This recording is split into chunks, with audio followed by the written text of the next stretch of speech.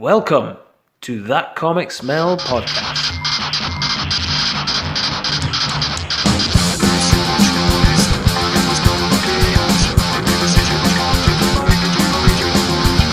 With your host, Tom Stewart.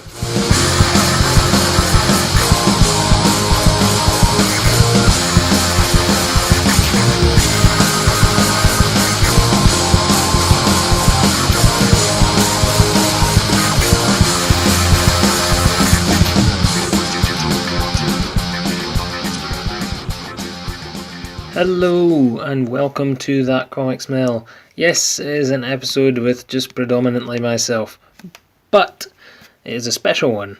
It is when I was visiting the Dundee Zine Fest when I was selling for David and his Fred Egg comics. He couldn't make it, so old Tom Stewart jumped in and hopefully did him proud. I don't know. What you are about to hear is a couple of interviews with the organisers and some of the people who were tabling at the Dundee Zine Fest that happened last weekend. So it was really fun. I had a really good time. There will be an extra bit added on at the end as well. I didn't get a chance, I ran out of time to meet up with Olivia Hicks. I was meant to be speaking to Olivia and Zoo, who were both tabling beside each other at the event, but I never got a chance, so I'm catching up with Olivia after it, and I'll interview her and ask her what she thought of the fest and ask her about her new books, so you'll get that added on at the end. Now, before we go on with the show though, I'd like to play a little bit from another absolutely stellar comics podcast. Welcome from the Lakes International Comic Art Festival podcast. My name's Ian. And I'm Nikki. And our podcast is all about, surprise, surprise, comics. We interview big and upcoming names from the comic world. We also review the latest in comics, graphic novels and comic-based films. We also chat about what we've seen, what we've enjoyed and what we're playing in our pop culture section.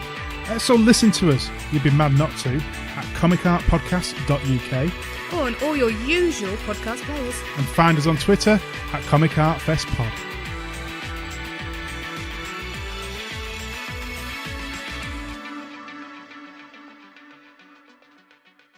Hope you enjoyed that. Nip across to the Comic Art Festival podcast. Nikki, Ian, Pete and Mike run an absolutely fantastic podcast. It's informative, funny and has some great interviews as well. Like, share and subscribe and rate and review their podcast. Okay folks, now on with the regular show.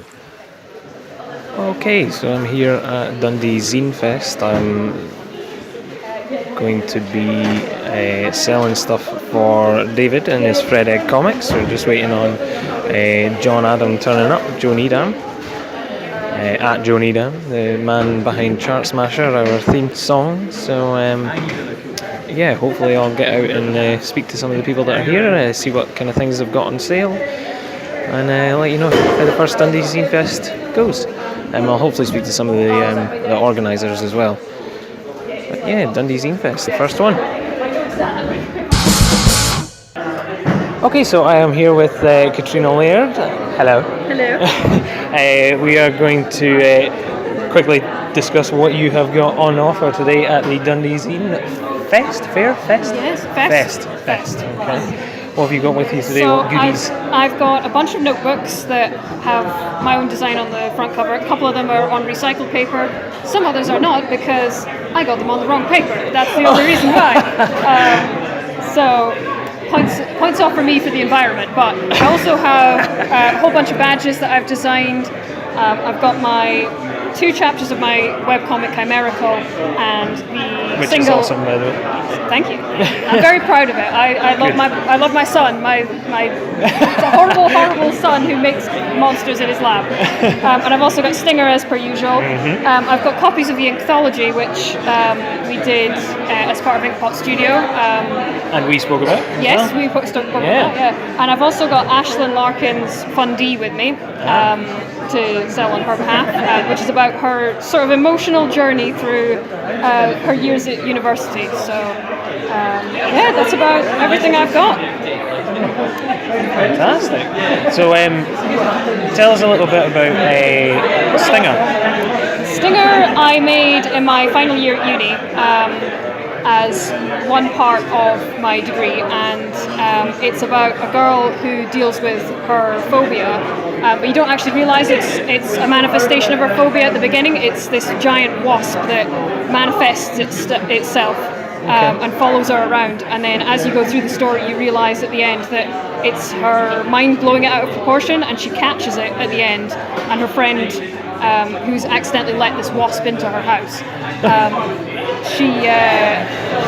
she commends her on being brave enough to handle it, because she could tell that it was really troubling her. Yeah. And it's kind of a reflection on my own phobia of dogs, because I was really, really bad with dogs until friends just kind of commended me for little things that I was doing. Okay. And just like not immediately crossing the road when a dog was walking past and stuff like that. So I have got better at it over time. It's not totally gone, but it's a reflection on that.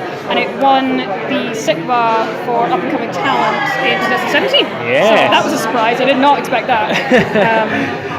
So yeah, fantastic. Well, it's quite a prominent thing with wasps, seeing so I have a very big fear on wasps myself. So it rang pretty true when I was reading through it. So that's why I was wanting to get you to tell us a little bit. I didn't have a phobia of wasps at all, and then right after I finished it, when I was in my flat, this queen wasp got into our house, and I was just like, I'm not going near that. I've written a comic about this and I'm not touching it anymore. I know what that thing will do. I made it up myself. So we just had to let it die, because I was not walking outside. I just sort of opened my door and it was buzzing around the light fitting, and I just closed my door again. The flatmate can deal with that. Yeah, exactly. And I'm seeing you have your little postcards with you. I've got promotional postcards for Nasty Girls as well, which I originally made to promote the Kickstarter, but since that's over, I'm just kind of giving them out for free so that people can like the Nasty Girls page on Facebook, and they can get notified when the comic is available online. So it's very, very close to being finished. I'm the one who's going to be putting together the whole book and everything, so I'm just waiting for the letter to come back. Perfect. And I can start putting it together, so it'll be available very, very soon. I'm very excited about it. It looks great. It was successful as well, wasn't it? The Kickstarter really successful. We made just about double our original goal, so we were able to do things like get an alternative cover by Gary Erskine, and one of my old uni friends, Alice Carnegie, she did a poster for one of the Kickstarter goals as well. So everybody will be able to get that when we're back to Kickstarter, and a whole bunch of other stuff as well. So cool, very exciting. Fantastic. Well, thank you very much for speaking to us. My pleasure. You can just call me sir. Okay, sir. I am here with the one and only chart smasher himself, the man who opens and closes our podcast, Joan Edam. Hello, sir. Hello, how are you? Oh, I'm fine. Yes, my table mate for the day whilst I look after Fred Egg himself, David's comics. So, how's it going? It's going good. It's been a really nice day so far. Lots of very friendly people, nice chats, lots of good stuff on display. Who could ask for anything more? Yeah, you seem to be handing out an awful lot of little zines as well. I want people to have something. Like, if I don't make any money, I'm alright with that. Yeah, but it's nice to just have... I'm feeling like I kind of brought the right collection though. I've got one which is really not child appropriate and one which really is child appropriate. So I feel that, an even split of both are going, which is nice. You've also, you've kind of got a theme going on here as well, surreal chaos, psychedelic horror. Yeah. You've got Spore over here that literally is some of the creepiest things I've ever read, but they're in the best way possible. I don't know why they're putting people off. I don't know. The small child that ran and cried earlier on, I don't know why that would have been right. They couldn't handle it. That was their fault. It's not me. How dare they? How dare they? Actually, one of the best reviews I ever got was for Spore. Somebody reviewed it as genuinely disturbing, and I will take that too. That's what I want. I want something that's going to be, I don't know. I'm always excited and interested in things that do kind of leave a lingering effect, like a film you watch or a book you read, and it's got that kind of there's something a bit wrong there, and it makes you think about it more. And I don't know. I really find that's where I naturally end up, which is quite nice. Terror from the Other Side. Yeah. that is a special kind of book. I think I went a bit too dark with it when I look back. I don't know. It works quite well. Tell us a bit about it.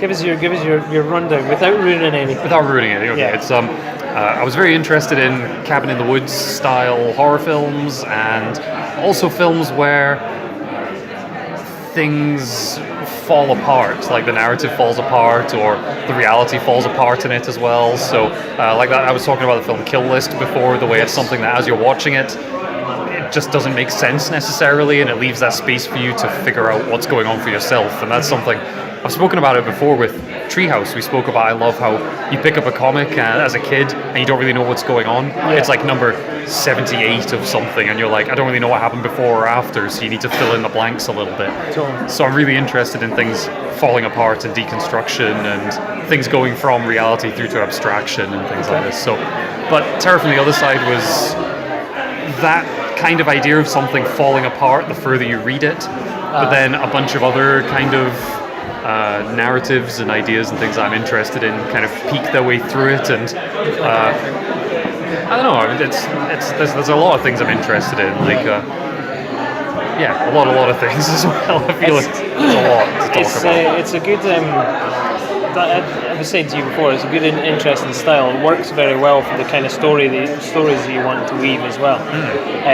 But I also, one thing that I always notice with yours is done on like graph paper. Yeah. And it's the same with Terror from the Other Side. I thought with you having like a bigger book, it wouldn't be on the graph paper, and I was glad to see that you'd done the kind of graph paper still throughout it. What's the what's the thing with the graph paper that kind of hooks you in? Is it just a kind of putting your own little stamp on it, or? Oh, I like the look of it. First of all, I like the fact that I'm really bad at.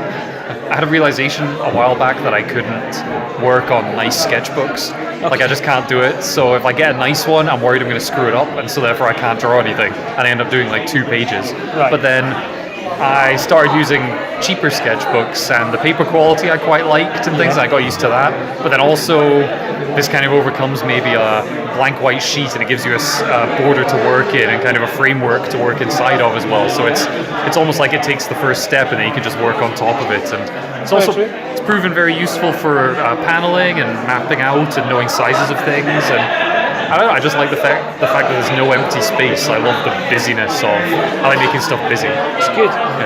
There's almost like a kid writing on his school jotters kind of thing about it as well, which is good. Which I tend to find a lot of people find themselves at the most creative stages when they're sitting writing on a jotter. That was how the first Safe from Harm came about. It was completely made up as I went along. Right. So I just literally no penciling, just inks, and I just drew panel by panel and went through and just built up and kind of figured out the style I liked as I was making that. You're a brave man. But then since then I went and did Terror, and that was much more traditional pencil on page, and then using all the ink and building up the layers and stuff, and then I've just kept kind of the Terror approach for the other ones. So it's all starting with pencil and then building about 7 or 8 layers of different kinds of materials on top of it and building up as well. So fantastic. So where can everybody find your work?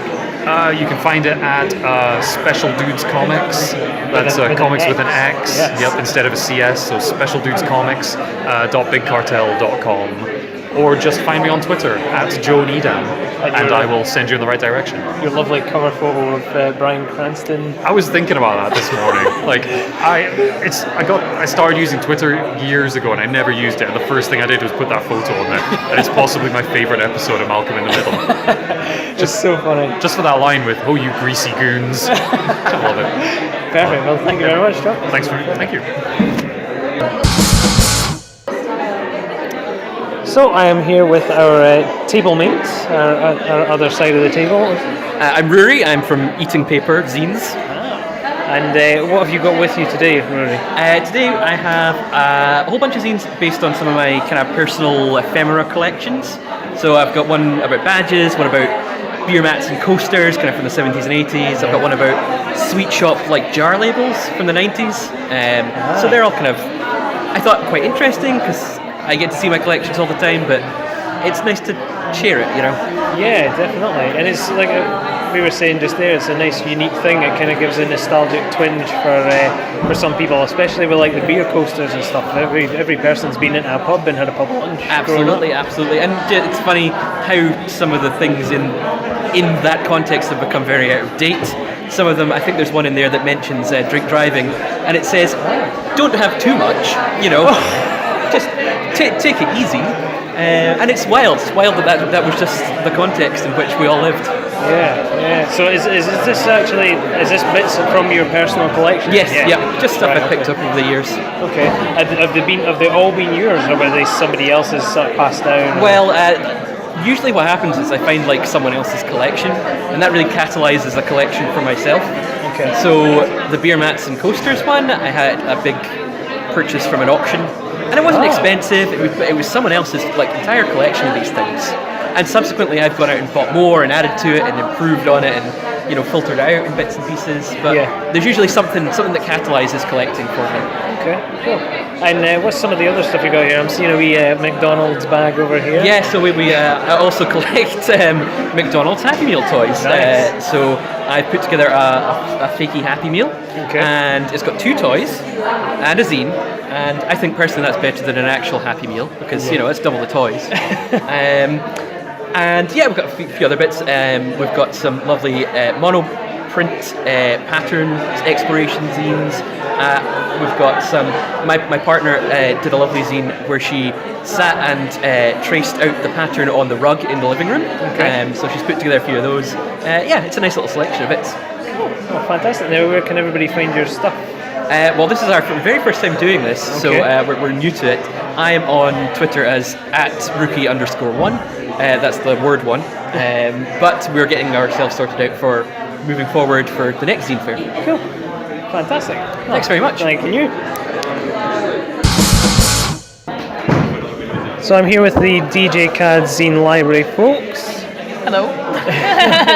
Hi. Tell us who you are and what the Zine Library is and how it started, if you have a minute. I'm Jack McAllister and I'm in 4th year at the art school. I'm Lizzie Day. I just graduated from fine art at the art school and I'm back just now doing the graduate resident scheme.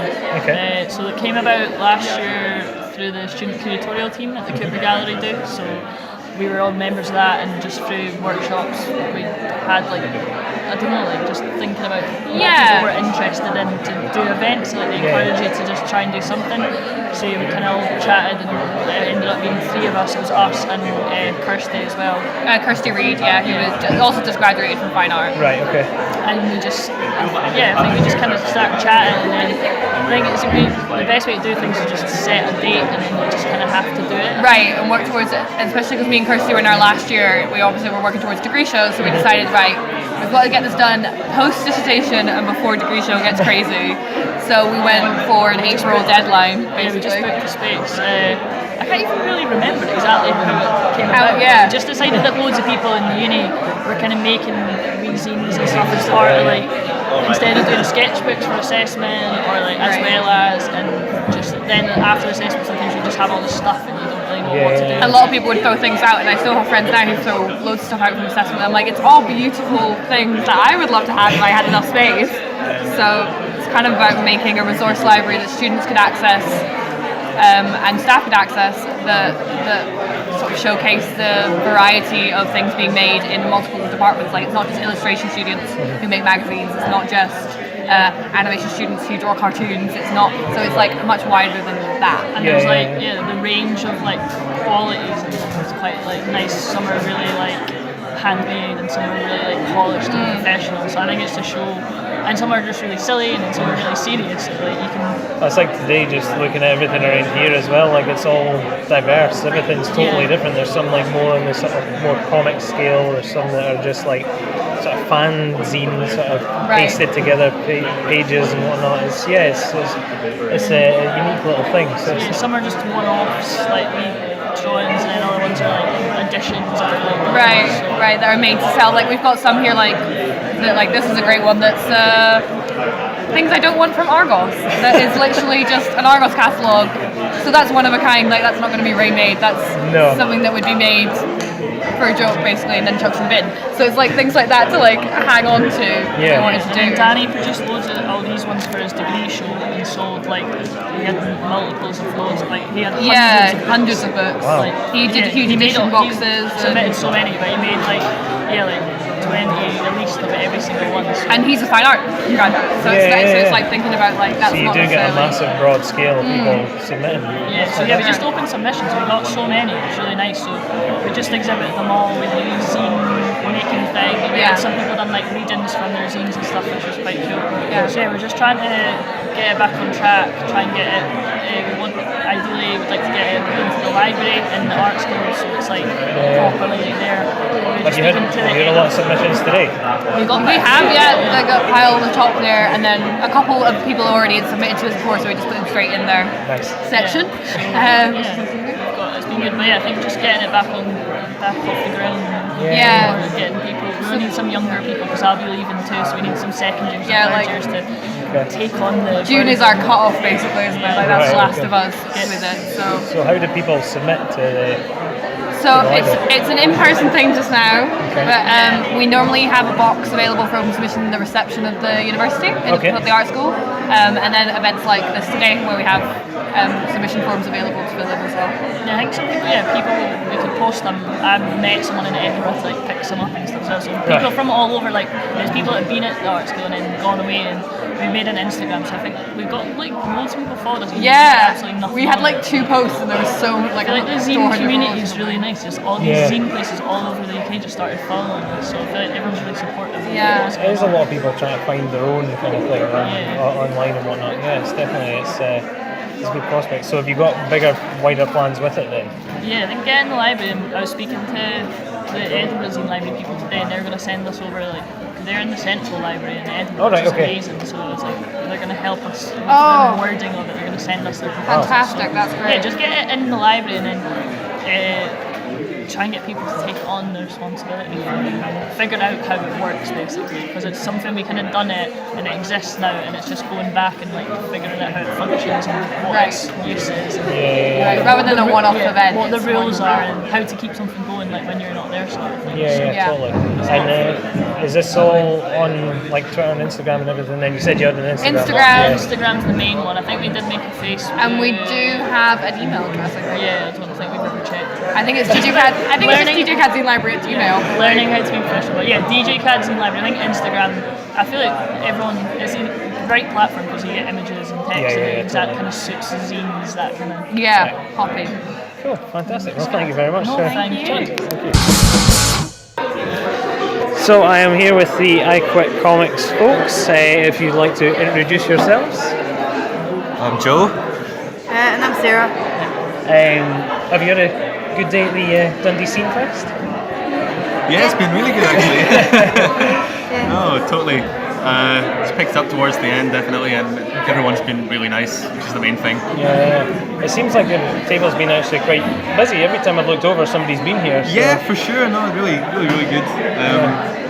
Definitely come again. It's the first time doing one outside of Dundee or Glasgow or Edinburgh, so definitely been nice to come up and have something a bit different up here. So are you venturing out to other ones later this year or next year, or is this just kind of the furthest? This is the furthest we've been so far, but I mean, we've definitely looked at doing some down south and stuff, but no, actually, I don't think we've applied for any yet, but we'll see. I mean, it might be something we could do eventually. So, what kind of your comics here that you've got just now? We've spoken about Fit for Nothing before on the podcast actually, and I've picked up Hank myself as well, and it was they're both highly entertaining. So tell us a bit about the both of them. I suppose someone actually joked with us that maybe we need to find another theme other than bashing the DWP, because there seems to be. But yeah, no, they're both kind of like, I suppose, fair play to me. Slightly absurd, slightly comic, slightly dark kind of stories about people maybe struggling and kind of systems, whether it's kind of like finding a job in the gig economy or or kind of creatures being made out of people on benefits spare digits. Kind of like dark kind of satires, really. Yeah, that's what I'd say. Is that kind of a theme or anything that sits with you quite personally? Is this the reason that it's been too kind of two projects to come out of it? Maybe a wee bit. I mean, I think that the Fit for Nothing idea really started when I'd seen a few articles about people being on benefits, getting letters saying they're fit for the work, but receiving them after they died, and I thought, wow, that's like really tragic and kind of like that's quite inhumane, really. And we just thought, and then we both met each other actually working for a mental health charity doing support work, and there was so many people who were in a situation where maybe they were schizophrenic or bipolar or and the idea of going to work in that moment in time, at least anyway, was kind of ridiculous. But at the same time, we knew from kind of spending time with them that they were feeling a lot of pressure from the DWP to kind of prove their worth to get benefits or whatever. And then that combined with the fact that we were both trying to look at getting jobs in the current jobs market. I thought the stresses of that and the stresses of living with kind of mental health needs, it seemed kind of absurd, so we made a kind of absurd comic about it. Good. It definitely takes the absurdity level and it makes it humorous and funny, but you do tell that there is that kind of undertone of this is actually happened. Well, we didn't want to be preachy about it. I think it was both being a bit angry about it. We thought, let's make a joke out of it instead of kind of preaching and see if it's the same kind of message. But and then now, am I right in saying Chills 2? Is that just come out recently? Have you just done that one recently? Yeah, just in the last couple of weeks actually. Okay. I had to both last weekend. Okay. And with Halloween and everything. So Chills 1, I made that probably 3-4 years ago, and I just thought, well, that's probably something that I have the capacity to do in the time frame that I've given myself. So I went for another one. Cool. Perfect. Oh, it's definitely landed at a good time anyway. We're coming up for Halloween. Perfect. Well, thank you very much for talking to me, guys. Thank you. It's a packing up snack. I totally didn't do that earlier today. I am here with the organisers of the Dundee Zine Fest. I'm Becca. I'm Kirsty. Just wanted to come across and say, great fest. Really good. Really enjoyed it. Thank you so much. Great atmosphere. Everybody's been really nice and everything as well. So it's been fantastic. And you guys have been good going around, sort of checking in on everybody and that as well. You don't see that a lot, so that's good. It's nice. I've seen you wander back. No, I don't see that quite a lot. I mean, you go to conventions and stuff. You don't see that. Get in, set up, and that's it. Yep, I've been there. And that's why, in my own experience, I've been at Zine Fest and not really been spoken to by the organisers. And maybe there's no time to do that, but we're just want to make friends with everyone. It seemed pretty on ball with it, definitely. That's nice, that's good. Yeah, I just want to make new zine pals. And I want everyone who's here to feel welcome. And a lot of people have travelled through to Dundee, so maybe the connections aren't there yet. So saying hi doesn't take much. Yeah, exactly. So how did the Zine Fest come about? Was it just being fans of zines in general, or fans of art, or but both? Yeah, both, definitely. Yeah, we both studied at Duncan and Jordanson. I did fine art and Becca did time-based art, and we've both been involved with creative projects around Dundee. Mm-hmm. You were involved with Yuck and Yum, but since Yuck and Yum's kind of not really a thing anymore, there's been a bit of a gap. Okay. And as zine makers ourselves, we decided to fill it. Nice. And we've been talking about this for about 2 years, I think. Okay. And then we just, that's it, we're doing it. And it came together quite quickly, actually. We kind of turned it around quite quickly. I used to put the zine fair on when it was Yuck and Yum that ran it in the city, and it's just such a fun thing to do. And since Yuck and Yum has kind of changed its format and they're not producing the zine anymore, their presence within the zine community is not the same as it was. And yeah, we both felt like it would be really nice to have a zine fair in the city. We both wanted to do it, and so we put our brains together and we did it. We've tabled a couple of times together at other zine fairs and little publication events, and we both go to zine fairs independently. So it just made sense to be the ones sending out the emails and opening up the open call. It's good to see, because you've put a lot of, like, there's obviously a lot of zines and very much like art-based projects, but there's also a lot of comics and stuff in amongst it as well. There's not been like a prejudice to like oust out the comic side or oust out anything and keep it strictly zine, so it's good to see a good mix and everybody kind of getting on together and whatnot. It's, variety is the spice of life. Exactly. I think in Dundee as well, there is such a big comics community that how can you not acknowledge that and show off all this fantastic work? And we've got, you know, compendiums from the Dundee comic space, well, the kids club and the comics club, and it's just, you know, kids that are 8 years old making some of the best comics and zines I've ever seen, and it's just everyone's welcome. It's been really nice actually speaking to comics makers from other cities who have said that maybe because comics exist, but there's not necessarily that sort of centralised community of comic makers, which we maybe have in Dundee because of the comic space and because of the university and its masters and PhDs in comic studies. That it's been really nice to see them, the people from other cities that are doing comics, chatting and you tend to find it's only like big hubs of like the Edinburgh groups, the Glasgow groups, and then it goes to Manchester, London, and that's it. When you get to someplace like Dundee, I don't think they feel as intimidated coming to sort of a smaller city and joining in with the fun. So it's a good shout. And you've been doing a collection for the food bank as well. How did that get in the mix? It's good to do good. It's just right? good to do good. It's I mean, I always feel like DIY events in Dundee, there's generally a bit of a feel for and a push for making connections to other sectors and other organisations in the city and kind of giving them a presence and a platform to the community that whatever that DIY thing is. I know that the guys from Make That a Take Records, whenever they put on a gig, they often do things for the food bank and various other collections and work with other sectors to just kind of boost their presence and pop them on people's radar. Sometimes it's even as simple as that. So you see like sort of cons or whatnot all donate to a charity of some sort, but it's definitely the first time I've seen an event like this actually actively put out a list saying that, you know, this is what the food bank are needing.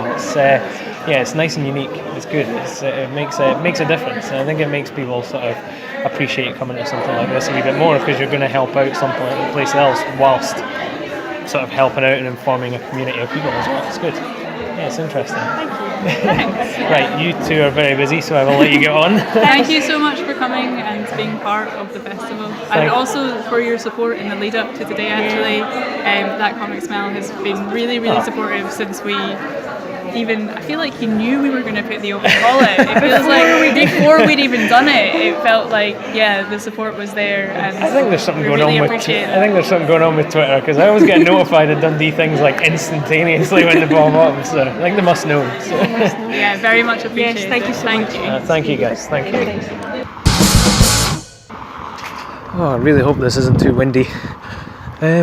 So that is Dundee Zine Fest done. So really enjoyed that. It was great meeting everybody. Really enjoyed meeting our music maker, chart smasher himself, Joan Edam. It was actually massively fun just standing speaking to him for most of the day, to be honest. He's definitely one of That Comic Smell crew. One of our pod brothers. We had good table mates with eating paper, and Catriona Laird was literally right beside us. Spoken to her on the anthology episode with Rebecca. So thanks very much for listening, guys. That was our special little Dundee Zine Fest episode. Hopefully hopefully we'll have more of these in the future. I'm looking forward to maybe getting one at ECAF when it comes up, which should be soon, and I look forward to when Dunfermline Comic Con rolls around in March, getting there and speaking to loads of creators and whatnot there as well, and we'll hopefully have the whole crew behind us then, see if we can get them all chatting. Okay, thanks very much folks, and see you soon. So I'm here with a friend of the podcast and previous guest, Yes. Olivia Hicks. Hello. And we were at the Dundee Zine Fest. Mm-hmm. What were your general thoughts, first of all, of the whole fest fair business? I really liked it. I felt like it was the kind of thing that I'm like, yes, we need this in Dundee, and it's so good to have this in Dundee. And then the quality of stuff that came out, I was like, yes, this is like, it's just, I feel like people always talk about Dundee being like a capital of comics, like you when you consider DC Thompson's legacy and stuff in the area. And it was nice to be able to prove that the small press comics in Dundee are just as great, and that Dundee is a comics capital not just because of DC Thompson but also because of the small press creators who are located in Dundee and the work that they're doing here. So I thought that was it was nice to have a chance to sort of prove that and to sort of celebrate the local Dundonians, and the fact that people came up from other cities as well, Edinburgh and stuff, in order to, and I think Newcastle, in order to like show off what they did. I was really happy with it. I thought it was a really good day, and there was like quite a good amount of footfall actually. Yeah, it was really busy. I didn't expect it to be as busy, considering it's the first one, and it wasn't exactly like the biggest location ever. Like Rosangle Cafe, a lot of people were saying as they were coming in, like, oh, I always go past this place but I've never come in. Yeah, that's me. And then so it was just like I didn't expect it to be as packed, but it was really, like, there was points. I was speaking to Catriona, who was beside us at one point, and I was having to shout to speak to her because it was like, oh my God, there's so many people. I was being so loud in my head. Only a couple of times in a year, you're all right.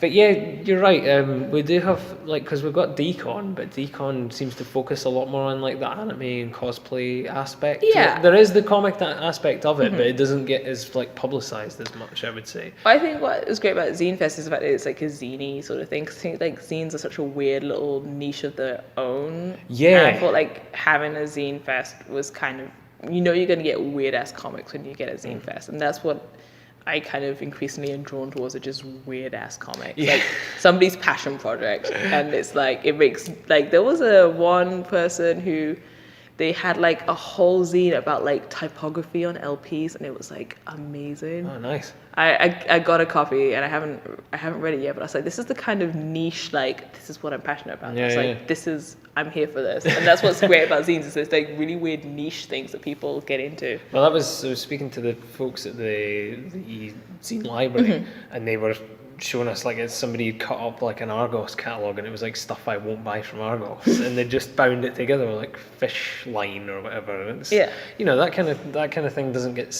seen by anybody unless you've got wee fairs like that, It was the same with the folks that were next to us as well. They were selling it was like photographs of collections of badges, beer coasters, sweetie labels, Rory's cut table, eating paper. That stuff is so good. And like, so I think we did have like more like sort of standard small press comic stuff, but to get like the sort of zine element where it's literally just somebody feels really passionate about something and then they just make a zine about it, which really speaks to my heart. Me and my friend have already started talking about doing a Philip Schofield zine, so because we're both like weirdly obsessed with him. We can't explain or put a finger on what is our obsession, so we're like, we need to do a zine about Philip Schofield. But no, it was good to see, like, I was speaking to the organisers at the end, but we were talking about how it was a good mash of, like, there was like the art world and then the small kind of in between sort of comics and art zine folks, and then there was full on comics, but it was all together. It wasn't like nobody was like you can put the comics over here, and we'll put the zine folk over here, and then this is the predominantly art people here. It was almost like comics, art, zine, and then there was people who literally just had like a mash of everything on their table, which you don't get at like a comic convention or like a craft fair or anything like that. You literally do just get like zines at one, comics at the other, and all that. So it was a good mix. It was really good. I can't really think of anywhere else that does anything like that, really. I mean, like, I think there are zine fairs, like, there's like lots of zine fairs that happen down south that I always hear about, and it'd be nice to get to one of those one day. But like, yeah, I mean, I know that Edinburgh's comic fair, whatever, is coming up soon. The BHP one. So I think, I think like 2 weeks or something. It's very close. Yeah. Are you going? I might go as a punter, but I haven't got any plans to. Oh, actually, it's the same day as my Winona Earp season 3 DVDs arriving, so I'm having a Winona Earp season 3 party instead. Nice. So I probably will not make it, but I think those kind of small press things are really great to have, and it's really encouraging to be able to like get people interested in your comics. I just think it's nice whenever I go to a thing and somebody wants to actually buy a comic that I've made. So yeah, that's true. And your table was pretty packed. It was packed. Well, Zoo's done so many comics. I feel like Zoo brought only a fraction of all the stuff they've done. Like, Zoo has just done such an output of comics, and then like I've got like like some really shitty stuff that I did early this year, and I've got like some more professional looking stuff that I did later this year. So I feel like everything on that table was stuff I'd made in the past year, and I felt like you got, and like I felt like there was a bit of a glow up in my work. Like, you really saw, like, I think people maybe didn't appreciate the fact that it was all from this year and how much I progressed and got better. And I was going to say that was some solid output if that was just from this year. The last year's 24-hour comic only got produced this year, so that technically still counts. I'm counting that in as a this year comic. Yeah, definitely. Yeah. But it was all like, it's all this year stuff that I did. So that was good. Yeah.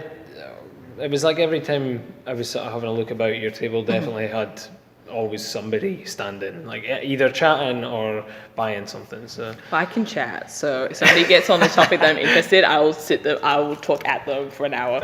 But yeah, I think people really seem to like the stuff, and we did pretty well, I thought, as a table. And yeah, it was really good.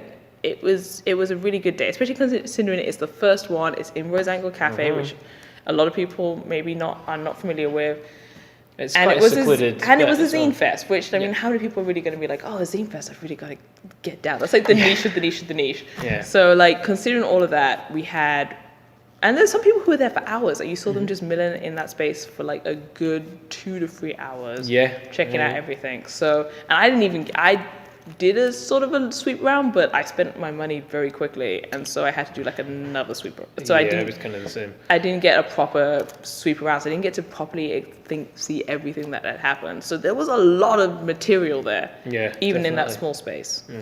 It was really great. Yeah, it was. It was pretty successful for being like the first one, definitely. So you touched upon it. Well, we touched upon it just quickly there. What you had with you.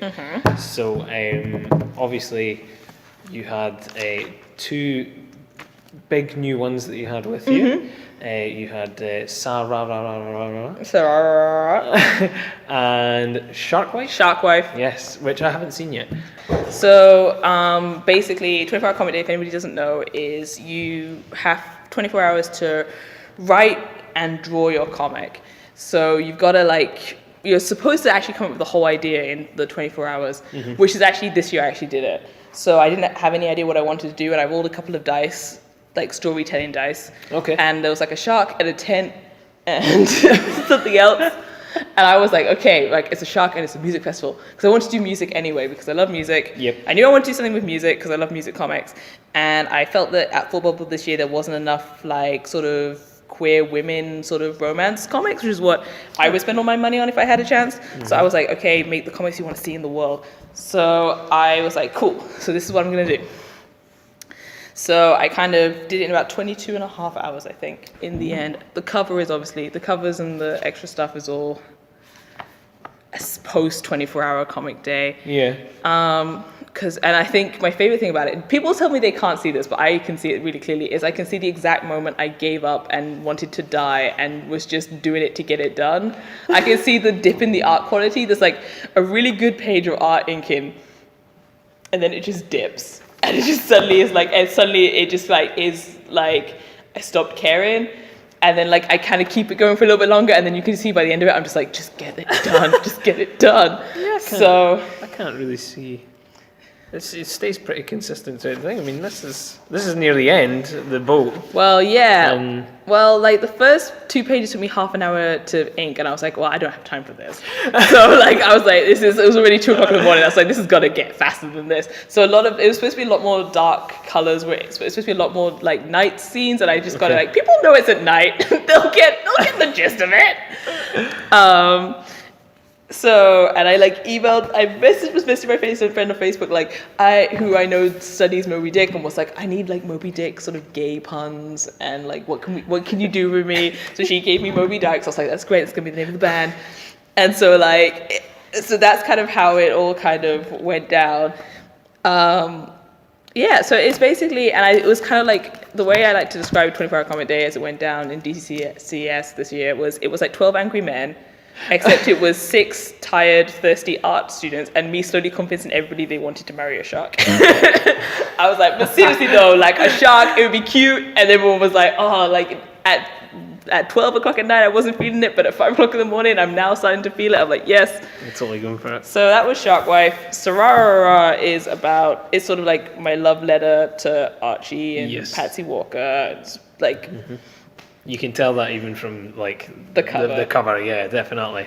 Yeah. Like straight off the bat. And it's just about like an alien in a high school in the 1950s, and everyone's obsessed with her. Basically, is I think the basic running gist of it. Yeah, I still absolutely love that. Is it the bit when it says like, "Oh no, I'm a bad bitch now," or something like that?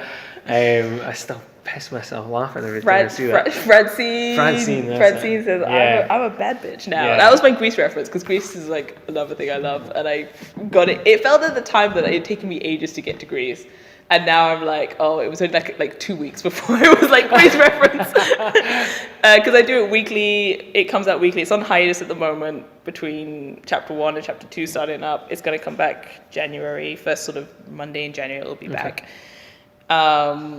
So there is going to be more. Oh yeah, it's like a 3-parter, I think. Nice. I think it's going to end with the prom, so they've got to get to the prom.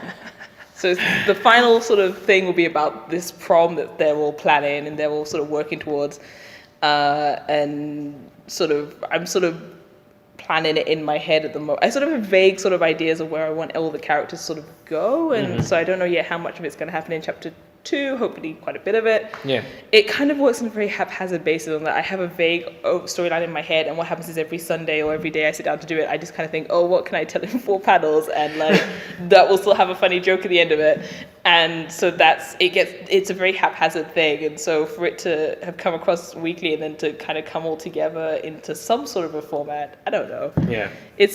I'm really proud of it. It's like a really weird thing. It's like a really weird doodle I did once for Inktober last year, and I was like, what is this?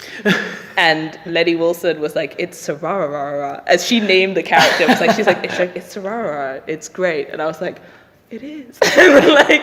And so because of that, it now is this thing, and I don't know what it is, but people really like it, and I don't know what it is.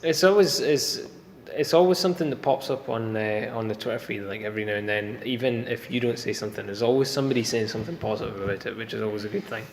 Broken Frontier said nice things about it, and I'm like, I told my parents, I was like, I got a really good review of Sarara from Sequent Art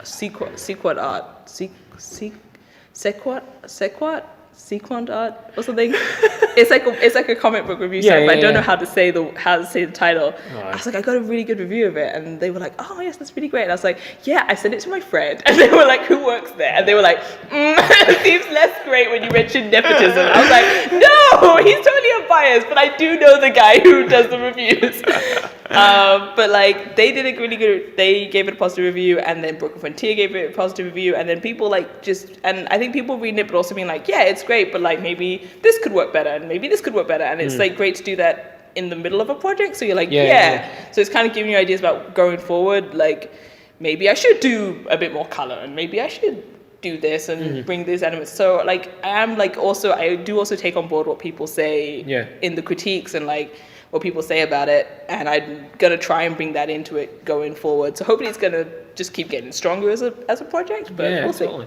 I saw David had done like a guest one. Yeah. Is there other folks that have done guest ones? Right. So basically, I've done 2 comics for David. I've drawn 2 strips of his for Wow Retracted and Break the Cake, and he was always like, I owe you a comic, so if you ever want me to draw anything, you know I'll draw it. So I was like, guest comics, like the ego trip. I was like, oh my gosh, get someone to draw my own comic. So I was like, you write it, you can do anything you want about it. And he was like, cool. And he came back so quickly. He was like, this is what I want to do.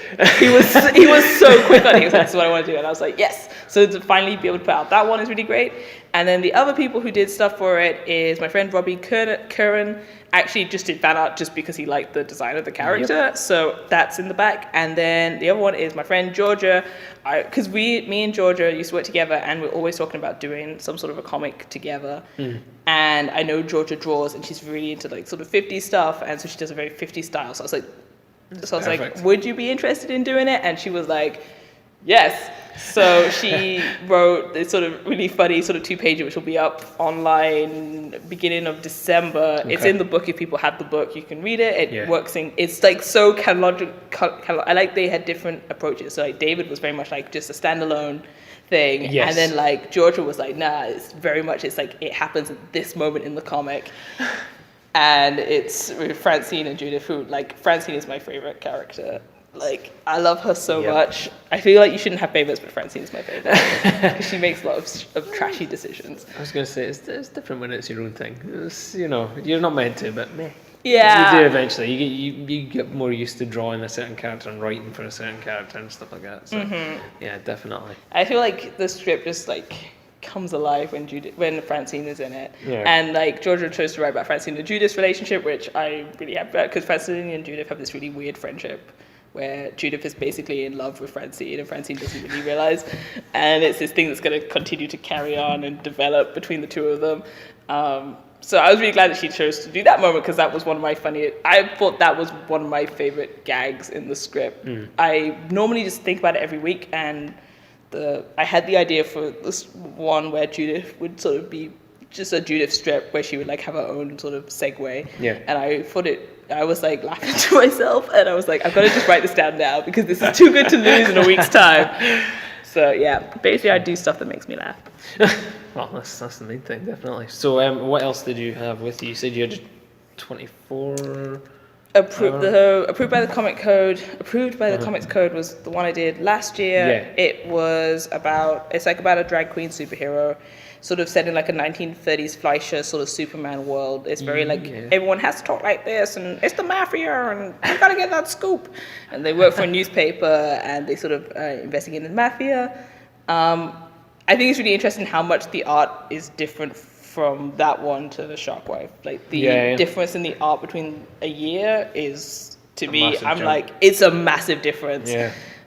So it's like my baby, but also I'm like, oh no, I learned so much about how to draw. And then I had a Fifth Harmony zine, which is like my zine about Fifth Harmony. They did a performance on Jimmy Kimmel where they had to sexily fix a JCB truck. And they obviously don't know how DIY works, and they're like, when you zoom in the back, you can see there'll just be members of the band just like drilling a tire, or like measure, or they like pour water on a tire and they just kind of wipe it, or they'll like measure stuff, and it's like, it's really funny. It's a really funny video. Right. So I did a zine about that because I thought it was amazing. And then my Betty and Veronica zine, which is basically my favorite thing I've probably ever done, which is I got commandos and cut Betty and Veronica's faces onto them and changed some of the lines, but not all of the lines, and like just kind of let the natural homoeroticism of everything that was happening flow. And it's basically a World War II alternative universe where they are fighting the Germans and love ensues. And it's got like the background of it is sort of a lot of Tumblr posts that kind of exploded when Riverdale kind of came out. And so it's a lot of it's like basically my love letter to that whole fandom stuff and like all of the stuff that people were making and being so creative about and all the Archie stuff that people have been taking out of context for years. And it's just like this explosion of just like Betty and Veronica's stuff. And I think it's really funny. A guy told me that he thought it was one of the funniest things he ever read at Zine Fest, and that's been my proudest moment. Yeah, that's pretty big praise. I was like, right there. yeah. So apart from the next installments of have you got anything that you can talk about that's coming down the pipeline? Yes, a little bit. I've just started working on something which hopefully will be out in time for sometime next year. So sort of a spring Comic Con if I get a table. Okay. That'll dictate when it's going to be done for. Right, okay. And it is something I'm working on with my friend Hayley Austin, and it's called The Love Ranch. And it is a sort of Western romance comic. And it's sort of set in the 80s, and it's like Dynasty and Dallas and Western aesthetics in this melodramatic romance about this woman called Bo Love. She's named after Bodacious, her father's favorite bull, and he wants her to marry Cliff, who's this horrible guy whose wife has died in suspicious circumstances. And she doesn't. She wants to continue to ride her horse in barrel races and see her boyfriend Casey, who's like a bull rider. Okay. And she has this evil frenemy called Mary Lee, who's my favorite character. And Mary Lee is plotting to keep everybody apart and to destroy everything. And there's just a lot of drama. And it's sort of a standalone thing, but hopefully will develop into sort of an ongoing soap opera. It's like a lot of... I cannot spoil the ending, but the ending is ridiculous.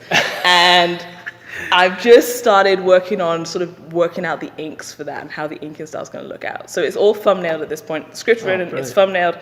I'm working out inking and what level of coloring it's going to be. And hopefully we'll be starting to pencil it by the end of the month. And it's going to be like my winter project. Fantastic. And I'm really excited about it. That sounds awesome. Definitely.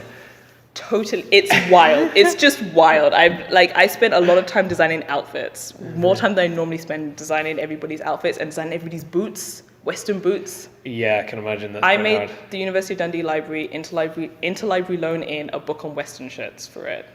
And they were like, is this to do with your research? I was like, yes. Yes. Yes, so there's definitely really intricate clothing in it and a lot of horses, which I don't really know how to draw, and it's still in very early stages, but I'm really excited about it. In all fairness, when you start off like it's influenced by Dallas and Dynasty, you're like, yeah, you're off to a good start there. But like, bear in mind when I say this, I've never properly watched Dallas or Dynasty. I've watched 2 scenes. You don't need to. And I've listened to the soundtrack a lot. Yeah. And I've watched Douglas Sirk's Written on the Wind, and this is like what I bring. And I've watched Desert Hearts. So I'm bringing all of these random influences together, and then Hayley actually is from Colorado, and she knows about barrel racing. And is like sort of teaching me about so the thing that's driving me mad at the moment is that you cannot dismount a horse from the horse's right, you have to dismount from the horse's left. Yes. Right? So this is a fact. Yes.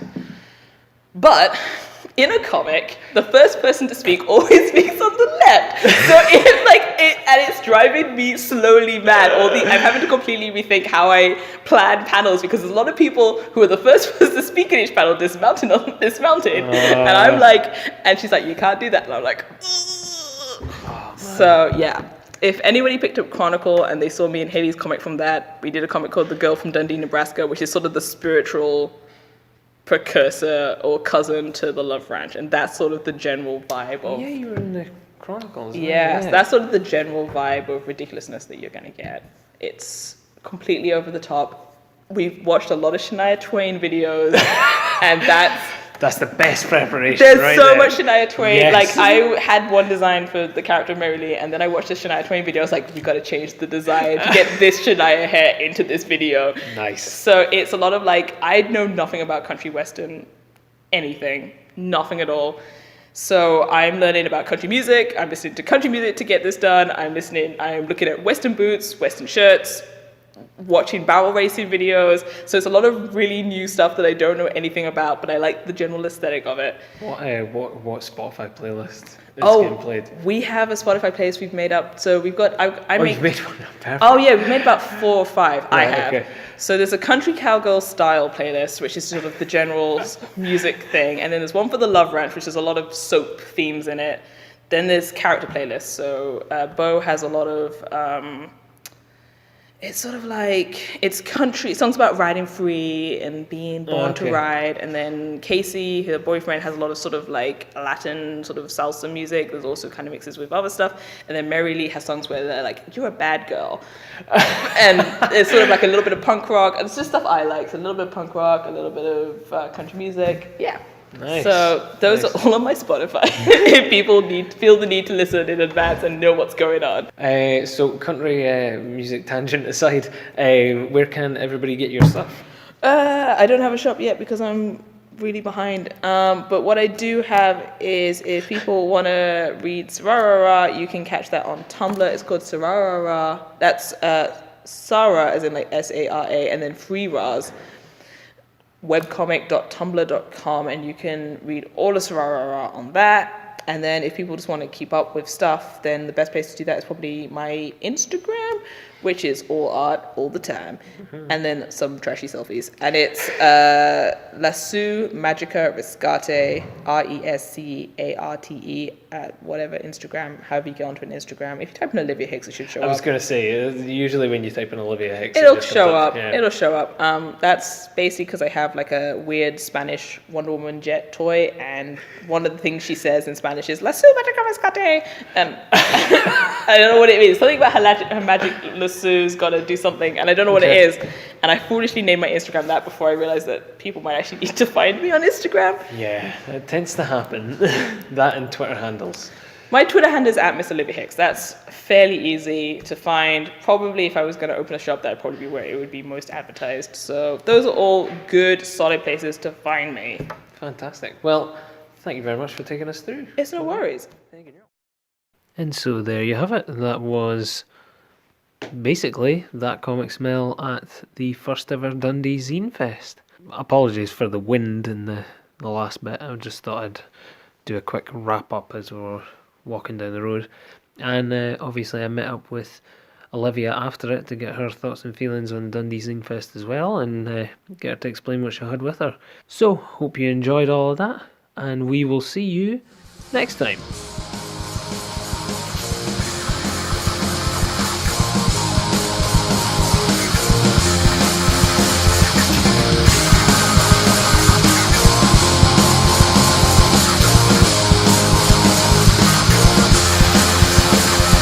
To send us any comments or questions, or just to say hello, you can reach us by email at thatcomicsmell@gmail.com. We're also available on Instagram and Twitter at thatcomicsmell. Share the podcast with your friends and followers. We're available on YouTube, SoundCloud and iTunes. And don't forget to rate, review and subscribe. Thanks for listening. Our music is by Chart Smasher, aka Joan Edam. You can find John on Twitter at Joan Edam, and you can buy the track Dial Up on Bandcamp.